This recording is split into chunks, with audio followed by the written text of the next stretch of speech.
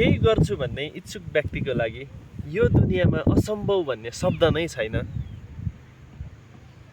यो शब्द मेरो नरहेर युएसको 16th प्रेसिडेन्ट अब्राहम लिङ्कनको हो र आज उहाँकै सानो सर्ट स्टोरी भनौँ या उहाँ इन्सिडेन्ट भनौँ, रियल स्टोरी लिएर आएको छु।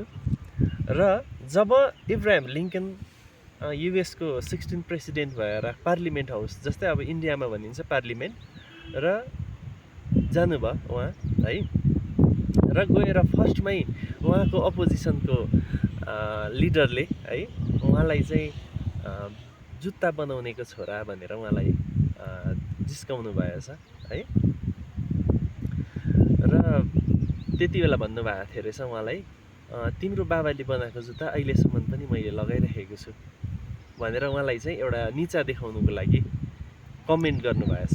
त्यति बेला उहाँले एकदमै शान्त भएर एकदमै सुन्दर जवाब दिनुभएको रहेछ है। एउटा साधारण व्यक्तिको लागि हुनु हो भने त्यति बेला उहाँ धेरै अलमल्ला पर्थ्यो होला, तर इब्राहिम लिङ्कनले चाहिँ त्यति बेला एकदमै सुन्दर जवाब दिनुभएको रहेछ है।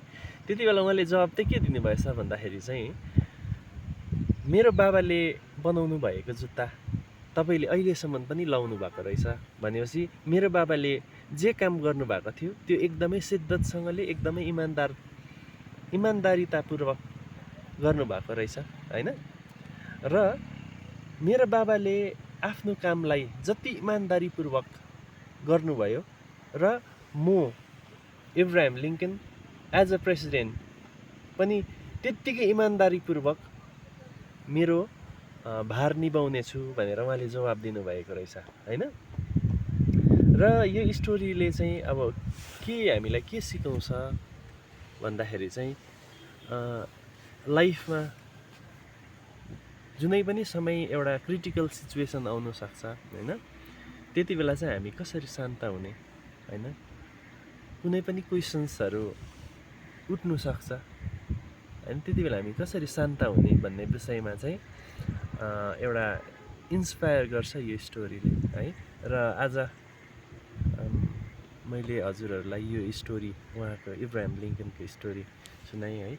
उहाँ एज अ प्रेसिडेन्ट एकदमै राम्रो उहाँले आफ्नो प्रेसिडेन्ट निभाउनु भयो है, इतिहास साक्षी छ। र यो स्टोरीहरू यसरी नै लिएर आउनेछु। Stay tune.